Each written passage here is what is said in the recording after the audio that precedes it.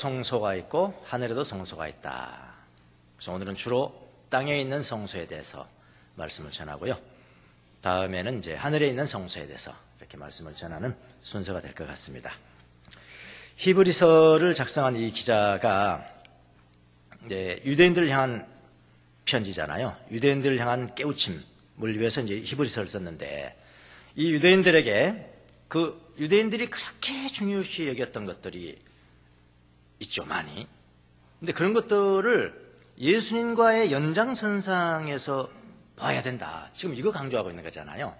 예수님과 너희들이 그렇게 금과 억조로 여기는 그 영적인 유산들이 관계없는 것이 아니고 예수님과 연상선상에서 살펴봐야 된다. 그걸 지금 계속해서 강조를 하고 있는 거죠. 자, 유대인들이 중요시 여겼던 것들이 무엇일까요? 유대인들에게는 위대한 조상들이 있죠. 모세가 있고요. 위대한 선지자들이 있고요. 그 다음에 또 뭐가 있을까요? 그들은 율법이 주어졌잖아요. 율법이 있고요.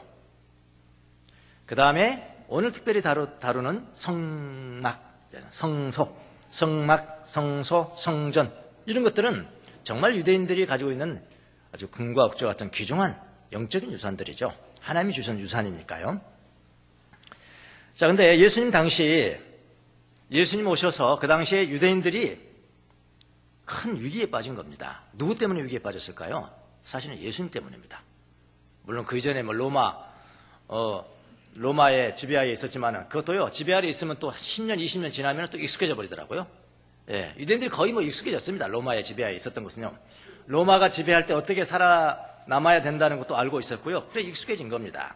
모든 게 다 익숙해진 상태에서 진짜 혼란은 언제 왔느냐? 예수님 오셔서 혼란이 온 거예요. 예수님 오셔서 큰 혼란을, 위기를 겪고 있었습니다. 뭐 어떤 유대 청년이 하나가, 예수님 아닙니까? 유대 청년이 갑자기 나타나서 유대교에 대해서 너무나 잘 알고 있으면서 뭐라고 하냐면은 마치 유대교를 전부 다 파괴하는 말과 행동을 보였다 이 말이죠. 그러니까 혼란이 오는 거죠. 위기가 오는 거죠, 위기가. 사실 예수님은 유대교를 파괴하러 오신 분이 아니었죠. 완성케 하기 위해서 오셨죠. 근데 그건 오해를 하는 겁니다. 유대인들은요. 모세를 완성하고 선자들을 완성하고 율법을 완성하고 오늘 우리가 보게 될 성전을 완성하기 위해서 오신 분이 예수님이잖아요. 그러나 당시 유대인들이 보기에는 전혀 반대로 본 거예요. 유대인들이 보면 예수는 누구냐면 아브라함을 무시하고 아브라함은 나한테 이렇게 하지 않았다 하니까 막 무시한, 아브라함 네가 몇 살인데, 예. 아브라함도 무시하죠. 또 모세도 무시하죠. 거기다 율법도 무시하죠. 심지어 뭐까지 무시했습니까? 무시한 듯 보였습니까? 성전까지 무시하는 듯한, 성전을 헐어버려라, 내가 3일 만에 지을게. 이게 지금 몇십 년 만에 지은 건데 3일 만에 지었다. 이게 말도 안 되잖아요. 예수님을 정죄하는 공소장의 제목 중에 하나가 바로 거기 들어가 있지 않습니까? 성전을 못 오겠다, 신성을 못 오겠다, 이렇게 다 무시하는 듯하게 보였다 이 말입니다.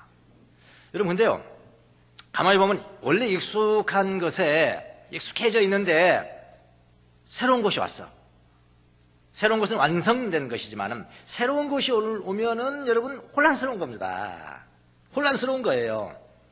혼란스럽기 때문에 그 다음에는 위기가 오는 거죠. 그래서 하나님의 때, 그러니까 예수님이 이 땅에 오신 때, 하나님의 때죠. 그걸 카이로스라고 하잖아요. 카이로스. 크로노스, 카이로스잖아요. 크로노스는 그냥 연대. 2016년, 2017년, 이걸 이제 크로노스야. 이것도 하나님의 때예요. 근데 정말 영적인 어떤 중요한 역사를 일으키는 때를 카이로스. 수직적인 거죠. 카이로스 하죠. 오늘 본문에도 카이로스가 2개가 나옵니다. 두 단어가 2개가 나오는데요. 이 카이로스를 이제 하나님의 때라고 이렇게 번역을 우리가 하잖아요. 근데 카이로스가 다른 뜻도 있어요. 하나님의 뜻이라는 뜻도 있고요. 다른 뜻은 뭐냐면은 위기입니다. 크라이시스. 예. 하나님의 때가 오면은 위기가 오는 거예요. 혼란이 오는 겁니다. 여러분의 삶에도 하나님의 때가 임했을 때는 혼란이 왔습니다. 내가 지금까지 쌓아왔던 모든 것들을 다 엎어버리는, 완전히 엎어버리잖아요. 그거 중요하지 않다는 거 아니에요. 그러니까 혼란이 오는 겁니다. 위기입니다. 이런 위기를 겪어야 바른 신앙, 이런 위기를 겪어야 성장하는 거라고요. 하나님의 때가 오면은 위기가 있는. 그들도 마찬가지였습니다. 예수님 오셨잖아요. 유대인들이 혼란을 겪는 겁니다. 기존에 익숙한 것이 개혁이 되기 때문에요. 개혁이 되기 때문에 위기가 임하는 것이에요. 자, 오늘 또 히브리서를 쓴 기자. 그동안 모세와 예수님과의 차이점도 이야기를 했고, 그 다음에 율법은 선한 것이고 영적인 것이지만은 약점이 하나가 있다. 죄를 사하지는 못한다. 그런 거 아닙니까? 그 죄를 사하시는 분이 바로 예수님이시다. 그래서 예수님은 율법을 완성하러 오신 분이다. 그거 다 이야기했죠, 지금까지요. 자, 오늘은 성전, 유대인들이 그렇게 지금도 성전 회복을 기다리고 있는 시오니즘, 성전 회복을 지금도 기다리고 있어. 기다리고 있는 그 사람들이 금과 옥조를 이기는 성전, 이 성막, 성소, 성전과 예수님과의 관계에 대해서 다룹니다. 유대인들에게 성전의 역사는 율법만큼이나 오래됐죠. 당연히 그러겠죠. 율법이 주어졌으니까 성전이 주어졌고 그 역사와 똑같은 역사죠. 자, 예수님 당시에는 성전이 있었을까요? 예수님 당시에 있었죠. 왜냐하면 예수님은 AD 30년에서 33년까지 사역을 하신 분이고 그 당시에 있던 성전이 70년에 무너졌으니까, 역사적으로 보면은 70년에 무너졌으니까 그 당시에는 있었습니다. 그 성전은 누가 지었냐면은 헤롯 왕이 지은 거예요. 그래서 그걸 헤롯 성전이라 그렇게 이야기합니다. 헤롯 성전이 있었습니다. 그런데 예수님께서 그 성전을 헐어라 그랬잖아요. 그 성전을 헐어버려라. 내가 3일 만에 세우겠다. 이렇게 말씀하시는 바람에 제목 중에 하나로 그게 들어가 있는 거죠. 역시 예수님 말씀처럼 70년경에, AD 70년경에 그 성전은 파괴가 되었습니다. 그런데 이 히브리서가 쓰인 때가 언제냐면은 학자들에 의하면은 대략 AD 64년 내지 67년경입니다. 64년 내지 67년경이니까 자, 유대인들이 이 히브리서를 받았을 때는 여전히 성전이 있는 거죠. 맞죠? 70년 내에 파괴가 됐으니까요. 여전히 성전이, 헤롯 성전이 남아있던 때로 보입니다. 자, 그동안 히브리 저자는 모세와 비교하고 율법과 비교하고, 근데 모세는 이미 없는 사람이잖아요. 역사적인 인물이잖아요. 없는 사람이었습니다. 근데 성전은 문제는 다르잖아요. 성전은 지금 있단 말이에요. 물론 자기들은 전 세계에 흩어져 있는 사람이지만은 그것도 1년에 한 번씩 가잖아요. 성전이 있단 말이죠. 지금 있는 성전과 예수님과를 지금 비교하는 것이니까 그 당시 이 히브리서를 받았던 유대인들에게는 좀 더 특이한, 아주 특별한 의미가 있었을 것이다. 그렇게 미루어 짐작을 할 수가 있습니다. 자, 율법은 예수님이 완성했죠. 그래도 뭐 10계명은 남아있다. 우리 그렇게 배웠잖아요. 근데 성전 제사제도는 예수님이 완성하면은 그건 완전히 폐지돼 버리는 거죠. 완전히 폐지돼 버리는 겁니다. 그러니까 유대인들에게는 또 다른 차원이었을 것 같아요. 지금도 우리가 성전 회복을 기다리고 있는데 그게 다 필요 없단 말이야. 지금 우리 헛된 거 기다린다는 이야기야. 그렇게 생각하기 때문에 유대인들에게는 특별한 또 다른 차원의 의미가 주어졌을 거라는 생각이 듭니다. 우리가 히브리서를 읽으면 이런 것들을 마음으로 읽어낼 수가 있어야 되는 거죠. 여러분, 우리 조상들이 제사를 지내고 그걸 이어받아서 우리도 이제 제사를 지내잖아요. 믿는 사람 중에도 제사 지내는 사람도 있고 또 안 지내는 사람도 있지만 어쨌든 제사를 지내는 관습이죠. 여러분, 예수 믿는다는 이유 때문에 제사를 폐지한다? 엄청난 위기가 옵니다. 원래 위기가 오는 거예요. 카이로스가 오면 위기가 오는 겁니다. 엄청난 위기를 당하고 그러는데 오늘날 제사 정도도 그러는데 유대인들은 평생 성전 제사를 해왔다니까요. 성전 제사를 지내왔는데 없애버린다? 하루아침에 없어져 버린다. 폐자라. 위기가 아니겠습니까, 여러분? 유대인들에겐 더했을 것 같은 생각이 듭니다. 자, 오늘 본문은 유대인들이 드리는 이 장막 제사, 성전 제사에 대해서 다룹니다. 제가 지금부터 장막, 성막, 성소, 성전, 물론 이제 고정된 건물을 지을 때는 성전, 고정되지 않을 때는 성막 이렇게 표현합니다만 다 같은 이야기입니다. 같은 말로 여러분이 들으시기 바랍니다.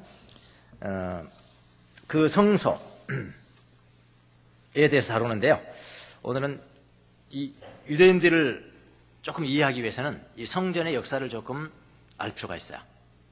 우리가 성경을 읽는데도 필요합니다, 이게요. 성전에 대한 역사를 조금 아는 게 필요합니다. 그렇다고 뭐 세세히 알 필요는 없지만요. 어느 정도 대략은 알아야 돼요. 제가 쭉 한번 해볼 테니까 잘 한번 들어보세요. 자, 하나님께서 출애굽 이후에 애굽에서 탈출한 이후에 하나님께서 모세에게 율법을 줍니다. 그 율법 가운데 하나가 제사 의식에 대한 율법이었고, 그걸 어디에서 드려야 되냐면은 성막을 지어야 되는 겁니다. 그렇죠? 성막은 이렇게 지어라. 너희들이 광야 40년 동안 걸어갈 때 하나님을 만나게 될, 하나님을 예배하게 되고 하나님을 만나게 될 장막에 대한, 성막에 대한 청사진을 주셨어요. 청사진을 줬고, 그 청사진에 따라서 유대인들은 성막을 광야에서 지는 겁니다. 근데 광야는 움직이는 곳이잖아요. 움직이는 거죠. 물론 매일 움직이는 건 아니겠습니다만은 어쨌든 하나님께서 머무르라 하면 머물고 움직이라 하면 또 가고 이런 거죠. 하여튼 고정은 아니라 이 말입니다. 고정은. 그때마다 하나님을 예배하고 하나님을 만나게 될 성막을 하나님께서 보여주신 거죠. 자, 유대인들은 그 장막을 지었습니다. 광야에다요. 장막을 지었다라는 표현을 썼지만 사실은 움직여야 되는 겁니다. 그거는 또 움직일 때는 그걸 개가지고 다시 가야 됩니다. 다시 가야 되는 겁니다. 그러니까 장막을 지었다고 표현하는 것보다는 텐트를 쳤다, 장막을 쳤다, 이 표현이 더 맞겠습니다. 여러분 밖에서 야영할 때 텐트 지었다 이럽니까? 텐트 지었다 안 하잖아요. 텐트 쳤다 하잖아요. 텐트 쳤다. 왜냐하면 다시 거둬서, 그러니까 친 거죠. 텐트 친 거. 이 텐트를 쳤다는 의미가 참 중요한 게요. 요한복음 1장 14절에 보면 이 똑같은 단어가 나옵니다. 요한복음 1장 신약 성경에 나와요. 말씀이 육신이 되어 우리 가운데 사셨다. 누가요? 예수님은 말씀이 육신이 되어 우리 가운데 사셨다. 살아갔다. 이게요, 살아갔다는 표현이 뭐 그냥 생활했다는 그런 표현이 아니고요. 사셨다는 헬라어가 뭐냐면은 스케노예요. 스케노. 근데 성막이 뭔지 아십니까? 스케네. 성막이 스케네라니까. 그 동사형이 뭐냐면은 스케노. 그러니까 말씀이 육신이 되어 우리 가운데 뭐냐면은 텐트를 쳤다. 사셨다가 아니라 텐트를 쳤다. 성막을 쳤다. 그 단어가 똑같은 단어가 예수님에게 사용된 겁니다. 자, 계속해서 이제 성막에 대해서 설명을 하고 있죠, 지금요. 히브리 기자가. 그 텐트에는 두 칸으로 되어 있다. 두 칸으로 되어 있다. 첫 번째 칸은 성소라고 한다. Holy place. Sanctuary 해도 돼요. 예. 성소라고 한다. 성소라고 하였다. 그 성소에는 뭐가 있냐면은 촛대가 있었고, 불 켜는 거. 촛대가 있었고, 그 다음에 상이 있었고, 빵이 있었고. 맨날 불 켜야 되죠. 빵도 갈아야 되죠. 하면은 매일 들어가야 되겠죠. 매일 들어갔습니다. 누가 들어갔을까요? 제사장. 예. 제사장 하는 일이 그거예요. 촛불 켜고, 빵 놓고, 상에서 뭐 하고, 그겁니다. 그건 매일 들어갈 수 있어요. 그게 이제 뭐라고 하냐면 성소라고 그렇게 합니다. 그 다음에 성소를 지나면은 성소와 두 번째 칸이 있는데 그걸 지성소라고 그러는데, 성소와 지성소를 가르는 휘장이 있다. 사람 힘으로는 찢을 수 없는 휘장이 딱 가려 있는 겁니다. 그 휘장을 지나가면은 뭐냐면은 두 번째 칸이다. 두 번째 칸은 뭐라고 그랬어요? 지성소다. Holy of Holies. 거룩한 것 중에서 가장 거룩한 것. 지극히 거룩한 장소. 그게 지성소는 하나님입니다. 하나님의 현현이니까요. 하나님이 계시는 곳이니까 하나님이죠. 그 지성소에는 뭐가 있었냐면은 금으로 만든 분향제, 언약궤, 또 금항아리가 있었는데 금항아리 안에는 만나가 있었고 쌍난 아론의 지팡이. 이 역사는 제가 여기서 지금 언급하지 않습니다. 그거 이야기하려고 하는 게 아니에요, 지금까. 어떻게 지팡이가 싹이 났습니까? 그거는 나중에 다른 문제라고요. 쌍난 지팡이, 그 다음에 십계명이 적힌 두 개의 돌판이 그 안에 있었고, 그 다음에 속죄판에는 그룹들이 천사들이 이렇게 덮고 있는, 여러분이 뭐 그림을 보였을 겁니다. 그 그림을 지금 이렇게 표현하는 겁니다. 이렇게 덮고 있다. 성소에는 제사장들이 수시로 들어가서 제사의식을 행한다. 그런데 그 지성소, 홀리 오브 홀리스, 지성소에는 대제사장이 들어가. 아무나 들어갈 수 있는 거 아닙니다. 대제사장만이 아무 때나 들어갈 수 있는 거 아닙니다. 1년에 단 한 번, 속죄일이라고 합니다. 속죄일. 1년에 단 한 번, 그때 들어갈 때는 2번씩 피를 가지고 들어간대요. 한 번은 자기 죄를 용서받기 위해서 피를 가지고 들어가고, 그 다음에 또 한 번은 백성의 죄를 용서받기 위해서 피를 가지고 들어갔다. 이거 그대로 나온 거죠, 이게요. 그렇게. 자, 여기까지만 제가 이야기합니다. 성막에 대해서는요. 지금은 그런 것을 자세히 말할 이유가 없어요. 왜냐하면 지금 예수님 설명해야 될 때지 지금 그거 설명할 때가 아니거든요. 이건 제 이야기가 아니고요. 히브리 기자도 똑같이 이야기했더라고. 5절 한번 보세요. 5절. 끝에 지금은 이런 것들을 자세히 말할 때가 아닙니다. 그래서 저도 말 안 하려고요. 이 정도만 하고요. 너무 정확하게 이야기했잖아요. 지금은 이런 것 자세히 말할 때가 아닙니다. 자, 히브리 기자도 5절에서 그 이야기를 이야기합니다. 이거 지금 이야기하려고 하는 거 아니다. 간단히 넘어가자. 그런 이야기입니다. 자, 이런 모양으로 장막이라는 것이, 성막이라는 것이 광야에서 세워졌다 이 말입니다. 자, 그런데 광야 생활을 마감을 하죠. 이스라엘 백성들이 이제 가나안 땅으로 들어가잖아요. 가나안 땅으로 들어가서 광야 생활을 마감하고 여호수아 시대가 된 겁니다. 가나안 땅에 정착하게 됐습니다. 정착할 때는 텐트 치는 게 아니에요. 정착했으니까 텐트 치는 게 아니잖아요. 이제는 건물을 지어야 되는 거죠. 건물을 짓습니다. 그러나 여러분, 가나안 땅에 들어오긴 했지만은 아직 수도가 정해지지 않았을 때 어떤 지역이 있었냐면 실로라는 지역이 있습니다. 실로는 지금의 예루살렘에서 한 4-50km, 북쪽으로 4-50km. 성지순례 갔다 오신 분은 아시겠지만 북쪽으로 있습니다. 실로라는 곳이 있는데, 그곳에 텐트보다는, 이제 텐트가 필요 없으니까 텐트보다는 좀 더 더욱더 견고하게 성전을 짓습니다. 물론 솔로몬 성전보다도 보잘 것이 없었겠죠. 예. 그런 성전을 지어서 그곳에서 제사를 드렸습니다. 그러니까 이렇게 되잖아요. 성막, 실로 성전, 솔로몬 성전, 스룹바벨 성전, 헤롯 성전, 이렇게 되잖아요. 자, 그 실로에 있는 성전에서 제사를 드렸다는 것이 성경이 나옵니다. 성경 여러분, 사무엘상을 보면요. 사무엘 어머니가 누굽니까? 한나잖아요. 한나. 둘째 부인이 분인나죠. 한나가 아기가 없죠. 분인나는 아기가 있었죠. 아기 있는 사람이 핍박하죠. 자기 막 한나를 핍박하는 겁니다. 한나가 못 사는 거예요. 물론 남편이 더 사랑해 줍니다만 애가 없으니까 그렇게 고통스러움. 그래서 한나가 어디를 갔을까요? 성전에 들어갑니다. 그 성전이 어디에 있었어요? 실로에 있는 성전이다. 실로 성전에 들어가서 기도를 간절하게 합니다. 하나님 앞에. 하나님, 내게 애기 하나, 이번에만 애기 하나 주면은 내가 평생 그 자녀를 하나님 앞에 바치겠습니다. 그렇게 서원 기도를 해요. 근데 가슴 속으로는 기도를 하는데 막 입술이 막 흔들리는 거예요. 이렇게. 그러니까 엘리 제사장이 딱 보니까 이거 술 취했구만. 이 여자 술 취했구만. 여인이여, 술 취하는 거 너 끊지 않을래? 이렇게 이야기를 합니다. 그러니까 한나가 뭐라고? 내가 술 취한 것이 아니고 내가 하나님 앞에 이래서 내가 기도를 했습니다. 엘리 제사장이 그러죠? 내 기도가 응답됐다. 그래서 낳은 자녀가 누구냐면은 사무엘이라는 사람입니다. 그때가 실로 성전이에요. 실로 성전에서 한나가 기도 응답을 받았죠. 그 이후에 이제 솔로몬 왕이 되잖아요. 솔로몬이 왕이 되잖아요. 그 솔로몬 때, 다윗 때 못 짓고 솔로몬 때 성전을 지어요. 최고로 성전 가운데서는 가장 화려할 때가 솔로몬 성전입니다. 솔로몬 성전을 지었습니다. 그 성전도 파괴가 됐습니다. 그 이후에 바벨론으로 포로를 잡혀갔다가 돌아오는 사람 중에 BC 6세기에 돌아오는 사람 중에 누가 있었냐면은 유대인으로서, 다윗 계통의 유대인으로서 스룹바벨이라는 사람이 있었습니다. 그 사람이 총독이 되거든요. 그 사람이 총독이 돼서 그때 성전을 또 지어요. 물론 솔로몬 성전에 비하면 별할 건 없지만은 그럼에도 불구하고 성전을 짓습니다. 이렇게 중요하다 이 말이에요. 이들의 역사들은. 그 성전을 뭐라고 하냐면은 스룹바벨 성전이라 그렇게 이야기합니다.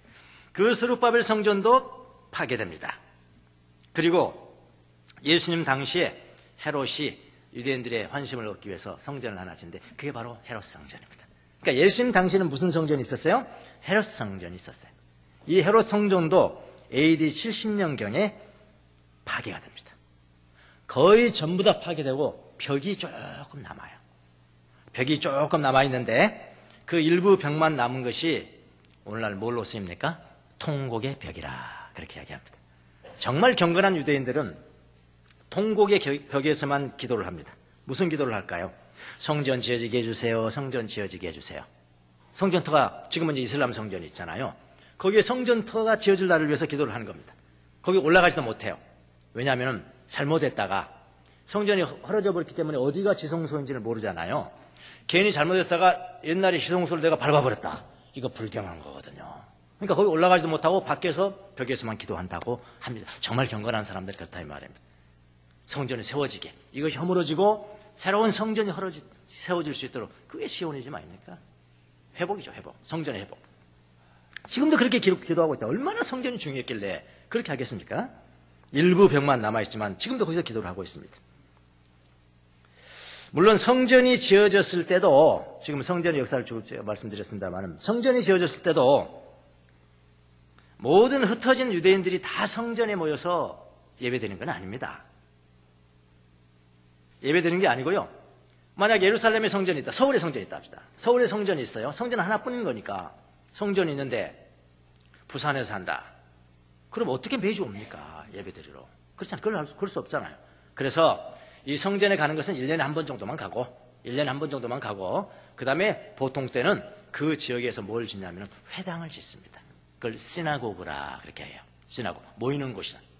모이는 장소. 그러니까 예수님 당시에도 시나고그가 있는 겁니다. 그럼 예수님이 여러분 예루살렘 성전에서 말씀을 전한 것은 몇 번이나 나옵니까? 성경에 한 3번 정도밖에 안 나오겠죠. 그런데 회당에서 말씀을 전한 것이 훨씬 더 많이 나오죠. 그런 이유인 겁니다. 그러니까 회당과 성전과의 차이. 성전은 없지만은 회당은 있어요. 지금은 유대인들을 위한 성전은 없죠.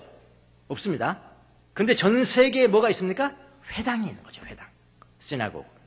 예루살렘에 가보신 분은 알겠지만 성전은 없죠. 그런데 어디를 가서 만나요? 유대인들요? 회당에 가서 만나요. 예루살렘 시나고그. 가면요, 우리 예배당과 똑같아요. 거의 비슷합니다. 찬양대 멋지고요. 언제든지 예수님으로 바뀌게 하면은 그냥 거기서 예배당 돼버리는 거예요. 예, 그럴 정도로 준비가 되어 있는 거예요. 예. 그래서 그 회당에서 이제 예배를 드리고 말씀도 이제 배우고 가르치고 그렇게 얘기합니다. 예수님도 회당에서 가르쳤잖아요. 자, 이런 역사가 있는데, 자, 히브리 기자는 뭐라고 그러냐면은, 유대인들이 다 알고 있는 이 성전 예배, 성막 예배에 대해서 쭉 역사를 설명하면서 2가지 중요한 의미를 가르쳐 줍니다. 자, 이게 뭘 의미하는지 아냐? 이런 이야기예요. 2가지 중요한 의미입니다. 첫 번째가 뭐냐면은, 첫 번째는 성전 내에, 성소 내에 성소가 있다는 것은, 아까 성소가 있다는 것은 무슨 의미냐면 지성소가 따로 있다는 이야기거든요. 그렇잖아요. 성소가 있다는 것은 지성소가 따로 있다는 거예요. 지성소는 아무나 들어갈 수 없다는 거예요. 성소가 있다는 것은 아무나 지성소에 들어가지 못한다는 의미다. 8절에 봅니다. 자, 8절, 9절, 10절이 이제 이 본문의 주절이죠. 8절에 보니까 이것은 이제 지금까지 쫙 성막에 대해서 이야기를 했어요. 이것은 뭘 의미하느냐? 첫 번 칸 장막이 서 있는 동안에는 그 성소입니다. 첫 번째 칸이니까요. 성소. 성소가 서 있는 동안에 국권이 딱 서 있다면 성소가 있는 동안에는 아직 지성소로 들어가는 길이 드러나지 않았음을 누가 가르쳐줬다고요? 성령님께서 가르쳐 주신 것이다. 보여주신 것이다. 이렇게 이야기합니다. 이미 성령님께서 모세에게 말씀하셨습니다. 성소가 있고 지성소 그야말로 하나님 계신 곳 지성소인데 지성소가 있고 그 가운데 휘장이 쳐져 있어서 아무나 들어가지 못한다. 그렇게 말씀했는데 그것은 무슨 의미냐? 지성소에 들어가는 길이 아직 드러나지 않았다는 것을 보여주는 것이다. 이 성막 그림 자체가 지성소에 들어가는 길이 모두에게 열린 것이 아니라는 것을 보여주는 것이다. 그것은 이 지성소에 들어갈 문을 열 때가 반드시 온다라는 것이다. 성소가 있다는 것은 아직 지성소로 다 못 들어간다. 그런 이야기다. 그런 이야기입니다. 그 자체가 지성소에 들어가는 길이 모두에게 열릴 때가 온다는 것이 아니냐. 지성소에 이르는 길이 열리면은 어때요? 이제 성소 필요 있습니까? 없습니까? 성소는 필요 없어진다는 것이 아니냐. 그 이야기가. 수세식 화장실이 맞는데 푸세식 화장실이 무슨 필요가 있는 거냐. 너무나 쉽게 설명해 주죠. 이 유대인들에게요. 이 말은 휘장이 없어져서 지성소로 들어가는 길이 열리면은 첫 번째 성소, 첫 번째 칸, 이 성소에서 사역하던 제사장들도 필요가 없고 이제는 필요 없죠. 이제 필요 없고 그들의 뭐 맨날 촛불 켜고 떡 만들고 하는 그런 것도 또 다 끝나버린다. 그 이야기. 이 의미는 바로 그 의미인 것이다. 그래서 성막에 대해서 내가 자세하게 말 안 하지만은 바로 이 의미가 있는 것이고. 자, 두 번째 의미는요. 첫 번째 의미가 이제 8절에 나와 있고. 두 번째 의미는 뭐냐면은 9절 10절에 나와 있습니다. 성막이라는 것은 개혁이라는 단어를 썼어요. 개혁의 때까지만 존재하는 것이다. 9절에 한번 10절에 한번 보십시오. 이 장막은 지금까지 성막은 그런 이야기예요. 이 장막은 그러니까 광야 때 장막과 성전 다 똑같은 겁니다. 성전은 그냥 건물로 지었지만 그 광야 때 장막을 그대로 본받아진 거거든요. 그러니까 똑같은 겁니다. 이 장막은 성전이라고 해서 상관없어요. 이 장막은 현재 존재하는 시대, 존재하는 카이로스, 카이로스입니다. 이게 현재 존재하는 카이로스를 비유로 보여주는 것이다. 상징하는 것이다. 이 장막 제의를 따라 예물과 제사를 드리지만 그것이 의식 집례자의 양심을 완전하게 깨끗하게 해주지는 못한다. 그러면서 뭐라고 그러냐면요. 이런 것은 다만 먹는 것과 마시는 것과 여러 가지 신는 예식과 관련된 것이고, 그 다음에 뭐라고 그러냐면 언제까지 필요하냐면은 개혁의 때. 여기 때도 카이로스입니다. 예.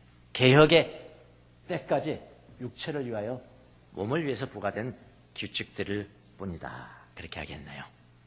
9절에 현 시대를 상징한다 그랬죠? 상징은 비유라는 뜻입니다. 지금 있는 카이로스, 지금. 그 당시를 말하는 겁니다. 예수님 왔다 가셨다, 지금. 카이로스가 왔다. 예수님 오셨다. 지금 시대를 비유로 보여주는 것이다.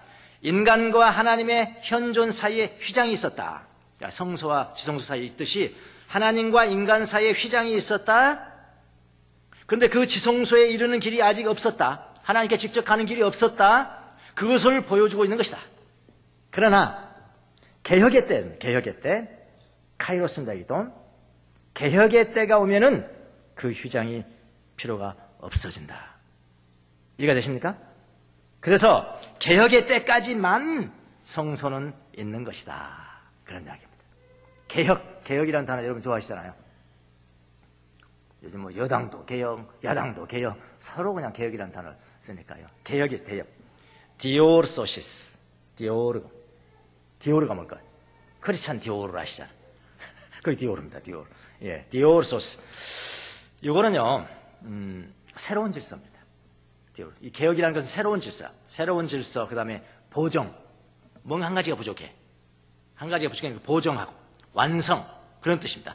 완성을 의미합니다. 그러니까 보정의 때까지만, 다시 말하면 완성의 때까지만 성소는 필요한 것이다. 보정이 와버리면은, 개혁이 와버리면은 그건 다 필요가 없어진 것이다. 예수님이 오시면은 그 휘장은 필요 없어진다. 예수님이 친히 그 휘장이 되셔서 자신을 십자가에서 찢으셨다. 십자가에 죽으실 때 실제로 휘장이 찢어졌다고 그랬죠. 신약 성경에는 실제로 찢어졌다고 그랬습니다. 그걸 이야기합니다. 이제는 지성소에 이르는 길이 새로이 열려버렸다. 누구든지 예수를 통해서 지성소로 향하는 것이다. 성소가 있다는 것은 지성소에 이르는 길이 열리지 않았다는 것인데, 지성소에 이르는 길이 열려버렸으면 성소는 필요 없어져 버린다. 개혁의 때까지만 존재하는 것이다. 그런 이야기죠. 이제 여러분과 저는 지성소 곁에 바로 있는 거죠. 성소 거칠 필요가 없는 거죠. 지성소 곁에, 아니 지성소 안에 있는 거죠. 하나님의 현존이 흐르고 있는 거죠. 우리의 내면에. 문제는 자, 그걸 뭐 머리로 하는 것이고, 문제는 여러분, 제가 지금 성전의 역사를 쭉 이야기했습니다. 그리고 이제는 지성소, 예수 그리스도 그분이 지성소다. 성전 필요 없다. 그것까지 말씀드립니다. 그러면 우리가 엄청나게 쉬워야 되잖아요. 맞습니까? 구약시대 사람들은 산 넘고 바다를 건너서 광야를 건너서 생수를까지 와야 되는데 우리는 바로 곁에 생수가 있어. 그렇다고 해서 우리가 생수를 잘 먹습니까? 문제는 이거는. 여러분, 구약에 제가 이렇게 어렵게 성전, 성막이 있으면서 이 사람들은 그렇게 있습니다. 성소 들어가고, 그 다음에 1년에 한 번씩 대제사장, 나는 못 들어가고, 대제사장만 들어가는 시성소, 거기다 조금 맛봤습니다. 이러니까, 그 사람들 진짜 힘들었겠다 하는 분도 있지만, 그렇진 않습니다. 여러분, 아까 이야기했잖아요. 한나는 성전에서 지성소에 들어갔습니까? 성전에서 은혜를 받았어요.